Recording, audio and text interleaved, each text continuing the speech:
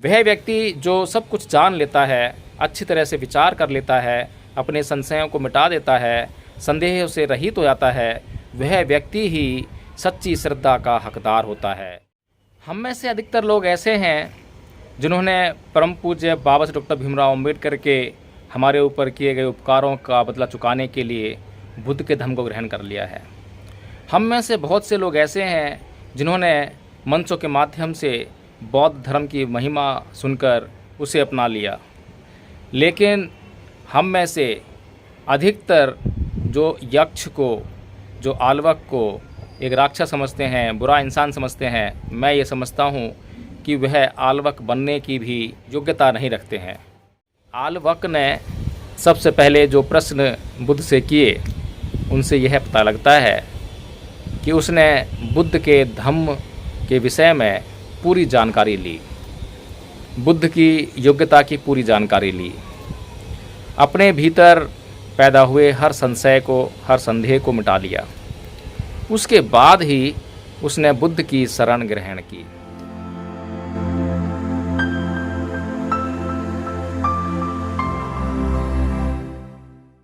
जय भीम, नमो बुद्ध।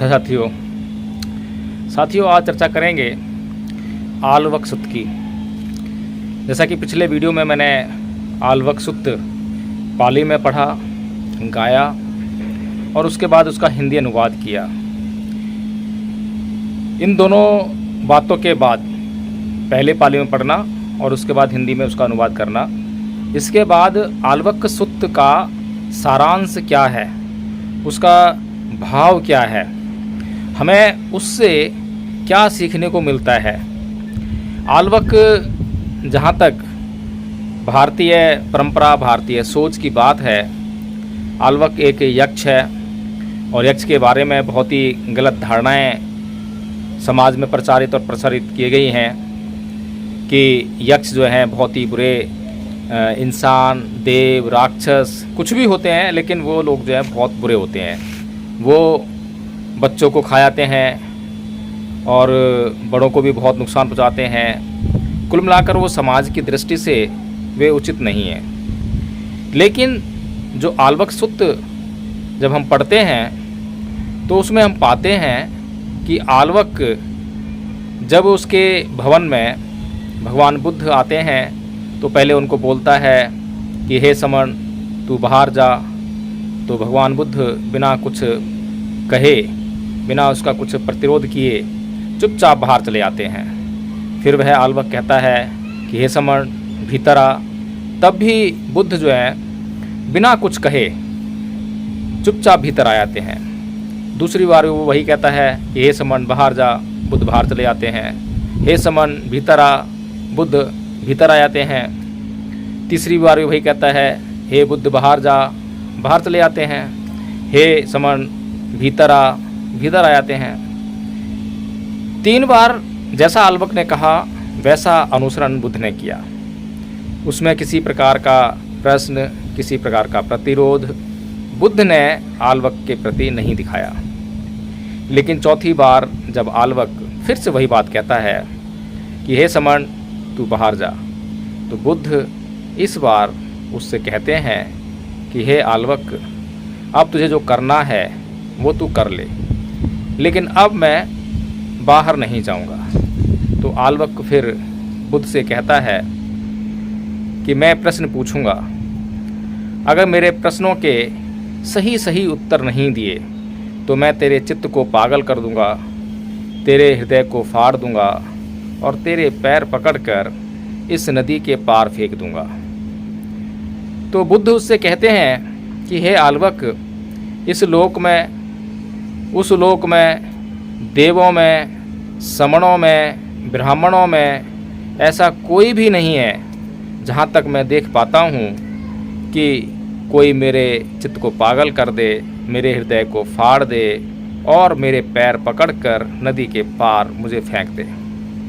लेकिन फिर भी तू प्रश्न कर, मैं तेरे प्रश्नों के समुचित उत्तर दूंगा।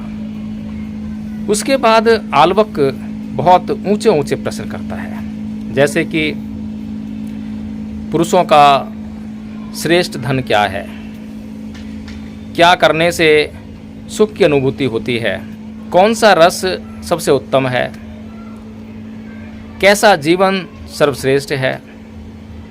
इस तरह के ऊंचे ऊंचे प्रश्न करने के बाद बुद्ध उसके सभी प्रश्नों का समुचित उत्तर देते हैं और प्रश्नों की श्रृंखला जब थमती है तो बुद्ध उस आल्वक से कहते हैं कि हे आल्वक, यदि तुझे मेरे द्वारा दिए गए उत्तरों पर, जवाबों पर कोई संदेह हो, तुझे ऐसा लगता हो कि ये सही नहीं है, तो तू समणों में और ब्राह्मणों में जाकर पूछ सकता है। तो आल्वक उनसे कहता है कि हे तथागत, मैंने अपने से जान लिया है कि ये सारे जो आपने जवाब दिए हैं, उत्तर दिए हैं मेरे प्रश्नों के, ये सभी ठीक हैं। फिर उसके बाद आल्वक कहता है कि तथागत मेरे भवन में मुझ पर उपकार करने के लिए पधारे हैं, मेरा कल्याण करने के हेतु पधारे हैं, और मैंने आपके धम्म को जान लिया है और अब मैं नगर नगर, शहर शहर, गांव गांव अब आपके धम्म का प्रचार और प्रसार करूंगा। तो साथियों, ये जो कहानी हम लोगों ने सुनी, समझी, इससे हम क्या संदेश लें? आल्वक नाम का जो यक्ष है उसको बहुत बुरा इंसान हम कहकर सर्वत्र प्रचारित कर सकते हैं कि यक्ष ऐसे होते हैं, आल्वक इतना बुरा इंसान था, ऐसा था, वैसा था। लेकिन उसमें पॉजिटिव क्या चीज़ है? किस चीज़ को हम जो समझने का प्रयास करें? जहाँ तक मैं समझ पाता हूँ, जब मैंने पहली बार आल्वक सूत्र सुना तो उस वक्त मेरे भीतर एक प्रश्न पैदा हुआ कि हमारे आसपास कितने आल्वक हैं? क्या मैं स्वयं आल्वक हूँ? आल्वक ने क्या किया? आल्वक चाहता तो वो बुद्ध के धम्म को ऐसे स्वीकार कर लेता और फिर बुद्ध जैसा कहते वैसा करता रहता। लेकिन नहीं, आल्वक ने सबसे पहले जो प्रश्न बुद्ध से किए, उनसे यह पता लगता है कि उसने बुद्ध के धम्म के विषय में पूरी जानकारी ली, बुद्ध की योग्यता की पूरी जानकारी ली, अपने भीतर पैदा हुए हर संशय को, हर संदेह को मिटा लिया। उसके बाद ही उसने बुद्ध की शरण ग्रहण की। लेकिन हमारे आसपास क्या हो रहा है? क्या जो लोग अपने आप को बौद्ध कहते हैं, क्या उन्होंने कभी इतने ऊंचे प्रश्न उठाए हैं? कभी बुद्ध के धम्म के बारे में कभी अध्ययन किया है? मैं बहुत से लोगों से मिलता हूँ जिन्हें या तो जय भीम नमो बुद्धाय ही आती है, या फिर उसके बाद पंचशील आती है, वंदना करनी आती है, या कुछ लोग ऐसे भी मिलेंगे जिन्होंने बुद्धाय निज धम्मा, हिंदी में कहें तो बुद्ध और उनका धम्म का अध्ययन भी किया है, उसे पढ़ा है। लेकिन बहुत कम लोग ऐसे मिलते हैं जिन्होंने बुद्ध और उनका धम्म का गंभीरता से अध्ययन किया हो, और बुद्ध और उनके धम्म के अलावा इतना विशाल काय त्रिपिटक है, सागर के समान, उसमें से बहुत कम लोग ऐसे मिलते हैं जिन्होंने उस त्रिपिटक साहित्य में से भी कुछ पढ़ा हो। बौद्धों का सबसे महत्वपूर्ण ग्रंथ धम्मपद बहुत महत्वपूर्ण ग्रंथ है, उसका अध्ययन किए हुए लोग तो मैं बहुत कम पाता हूँ, ना के बराबर। हम में से अधिकतर लोग ऐसे हैं जिन्होंने परम पूज्य बाबा साहेब डॉक्टर भीमराव अम्बेडकर के हमारे ऊपर किए गए उपकारों का बदला चुकाने के लिए बुद्ध के धम्म को ग्रहण कर लिया है। हम में से बहुत से लोग ऐसे हैं जिन्होंने मंचों के माध्यम से बौद्ध धर्म की महिमा सुनकर, बौद्ध धर्म का महिमा मंडन सुनकर उसे अपना लिया। लेकिन हम में से अधिकतर जो यक्ष को, जो आल्वक को एक राक्षस समझते हैं, बुरा इंसान समझते हैं, मैं ये समझता हूँ कि वह आल्वक बनने की भी योग्यता नहीं रखते हैं। मैं ये समझता हूँ कि हमें अपने जीवन में हर पल आल्वक बने रहना चाहिए।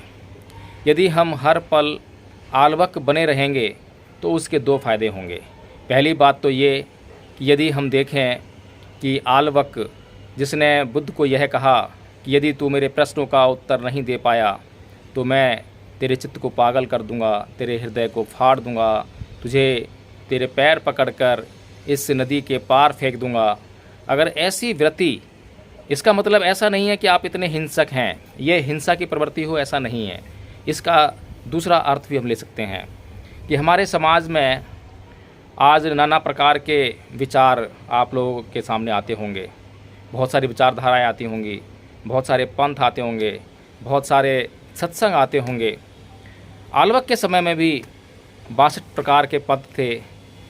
तो मैं ये सोचता हूँ कि यदि वे 62 प्रकार के पंथ यदि आल्वक के सामने आए होते तो वे निश्चय से वो नष्ट हो गए होते और केवल बुद्ध का ही पंथ बचता, बुद्ध का ही धम्म बचता।